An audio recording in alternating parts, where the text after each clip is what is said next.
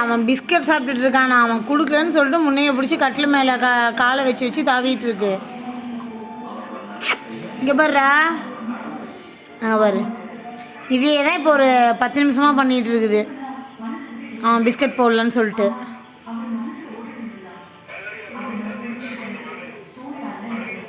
எங்கடா போட்ட பிஸ்கட்? அது தேடிட்டு இருக்கு.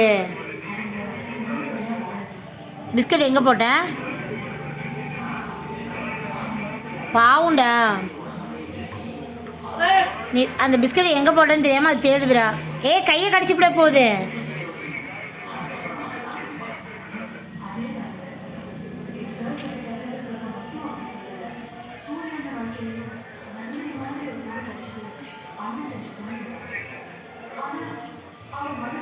இங்கே பாரு. என்ன சம்மே?